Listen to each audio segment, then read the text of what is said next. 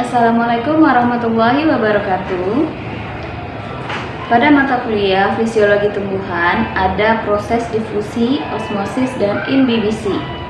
Nah, pada pertemuan kali ini kita akan membahas ketiga masalah tersebut. Tujuan kita membahas mengenai difusi, osmosis, dan imbibisi adalah: yang pertama, kita dapat mengetahui pengertian dari difusi, pengertian dari osmosis, dan imbibisi. Yang kedua, kita dapat menjelaskan mengenai proses difusi, osmosis, dan imbibisi pada tumbuhan. Baiklah, untuk lebih jelasnya mengenai penjelasan materi, imbibisi, osmosis, dan difusi, dapat kita lihat penjelasannya sebagai berikut.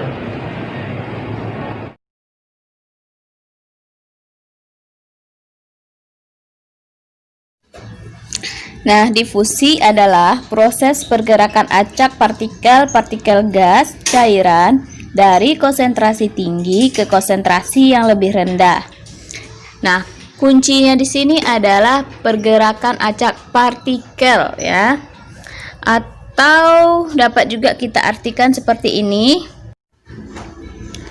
Difusi itu peristiwa mengalirnya atau berpindahnya suatu zat dalam pelarut dari bagian yang berkonsentrasi tinggi ke bagian yang berkonsentrasi rendah.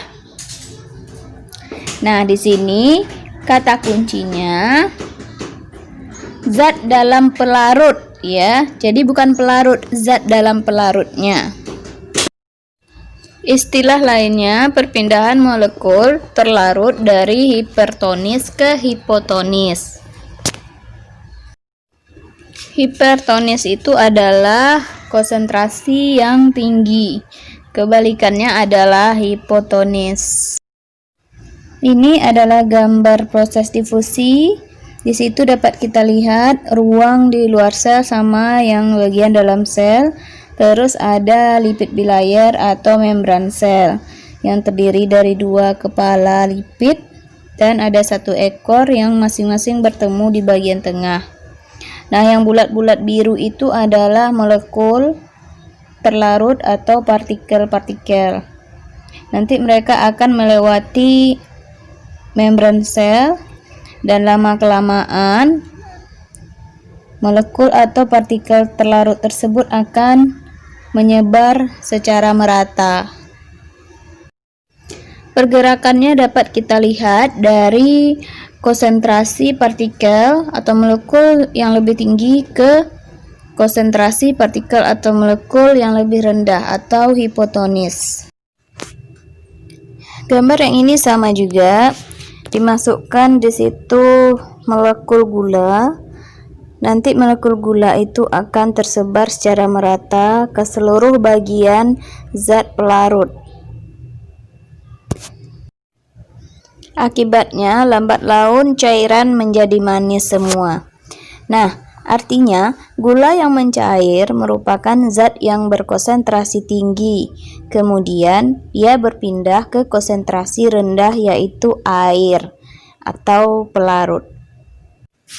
Ada beberapa prinsip dasar difusi, osmosis, dan imbibisi.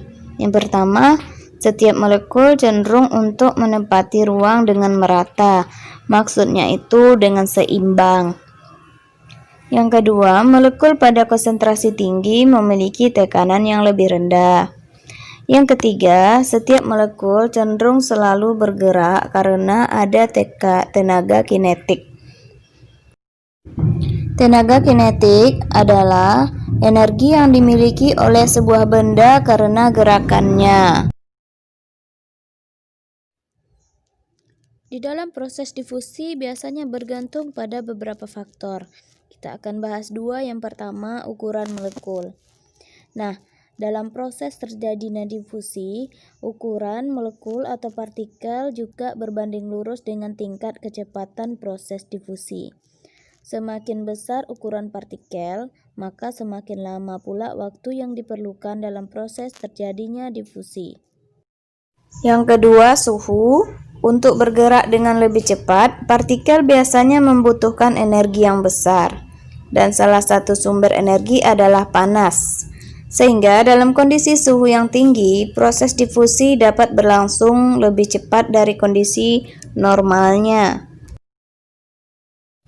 Di sini ada beberapa hal yang lebih jelas mengenai faktor-faktor yang mempengaruhi proses difusi.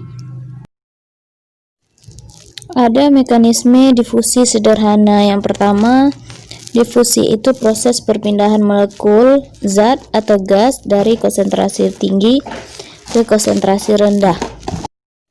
Kedua, bersifat larut dalam lemak atau lipid, atau menembus lipid bilayer seperti yang kita jelaskan sebelumnya. Ketiga, membran sel permeabel terhadap molekul larut lemak seperti hormon steroid, vitamin A, D, serta bahan-bahan organik yang dalam lemak. Keempat, membran sel juga sangat permeabel terhadap molekul anorganik seperti oksigen, karbon dioksida, HO, dan H2O. Jadi, maksud dari permeabel adalah sifat membran sel yang dapat dilalui semua zat, baik padat maupun cair.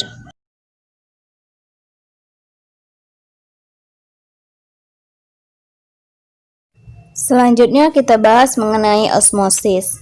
Osmosis adalah perpindahan air atau pelarut melalui membran permeabel selektif dari bagian yang lebih encer ke bagian yang lebih pekat.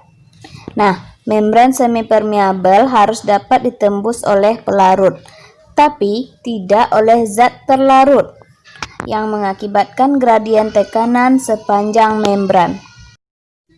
Pada tumbuhan dapat kita beri contoh masuknya dan naiknya air mineral dalam tubuh pepohonan. Nah, air dalam tanah memiliki kandungan solvent atau pelarut lebih besar dibandingkan dalam pembuluh, sehingga air masuk menuju xilem atau sel tanaman.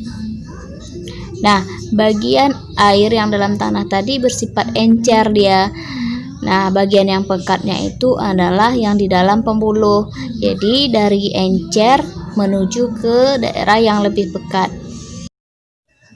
Nah, selanjutnya kita akan membahas sifat membran. Yang pertama, impermeabel, suatu keadaan di mana semua zat yang ada di luar sel tidak dapat masuk ke dalam sel karena adanya mekanisme penolakan oleh sel. Yang kedua, semipermeabel, di mana hanya zat-zat tertentu yang bisa atau yang dibutuhkan saja yang dapat masuk, sedangkan zat lain tidak dapat masuk. Nah, inilah yang lazim ditemui pada semua jenis sel. Selanjutnya yaitu permeabel, di mana semua zat yang ada di luar sel dapat masuk ke dalam sel. Nah, tapi biasanya ini ditemui pada sel-sel yang membrannya sudah rusak, sehingga tidak dapat bertahan hidup.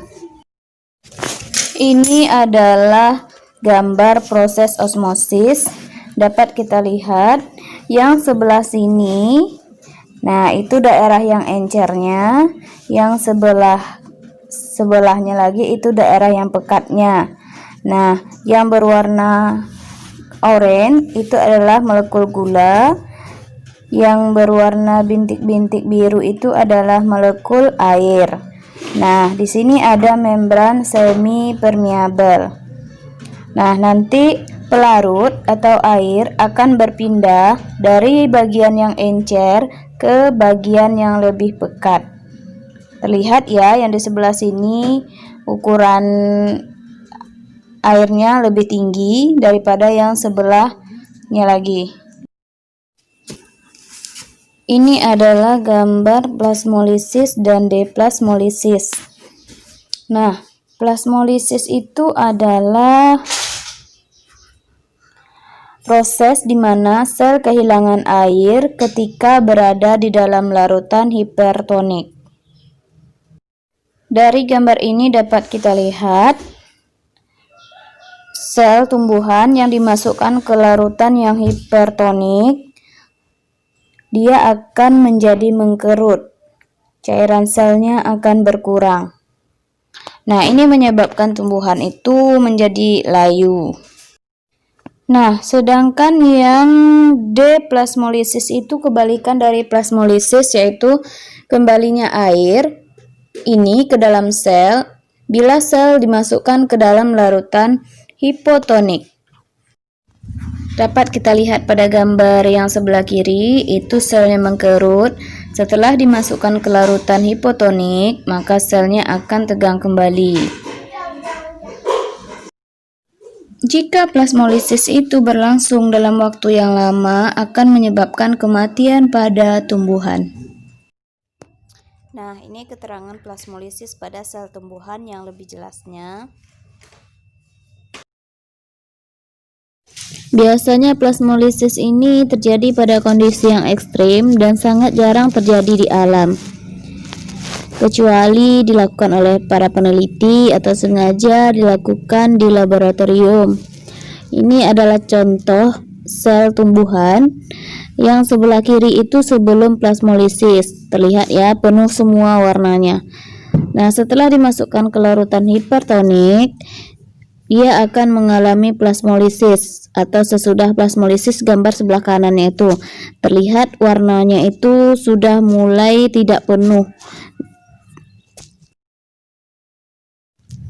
Pada gambar di bawah ini yang hipertonik itu kelihatan bahwa selnya itu mengkerut dan vakuolanya mengecil karena H2O atau air itu keluar dari sel.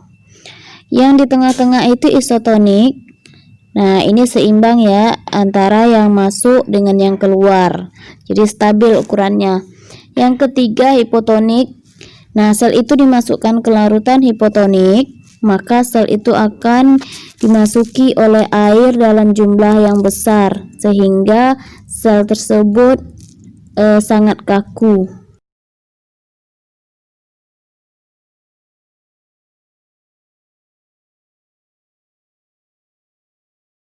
Yang terakhir, yang ketiga, yaitu imbibisi. Nah, pernah dengar imbibisi? Itu adalah proses penyerapan air ke dalam sel-sel imbiban atau biji yang akan berkecambah. Contohnya, biji kacang-kacangan. Nah, proses ini sangat penting karena masuknya air ke dalam biji memacu fitohormon aktif bekerja. Nah, imbibisi berasal dari kata imbibire yang berarti minum. Ada beberapa syarat terjadinya proses imbibisi. Yang pertama, perbedaan potensial antara benih dengan larutan. Nah, yang kedua, ada tarik-menarik yang spesifik antara air dengan benih. Yang ketiga, benih memiliki partikel koloid yang merupakan matriks bersifat hidrofil, berupa protein, pati, dan selulosa. Keempat, benih kering memiliki potensial sangat rendah. Oke, bagaimana penjelasannya? Nah, dari penjelasan ketiga materi tersebut, dapat kita tarik kesimpulannya sebagai berikut.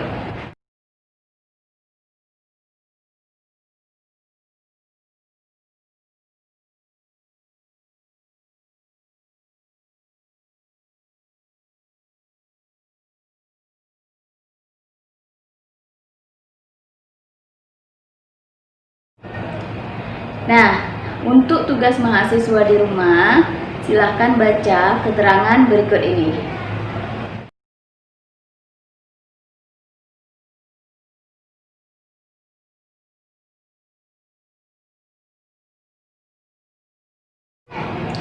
Demikian pertemuan kita kali ini. Assalamualaikum warahmatullahi wabarakatuh.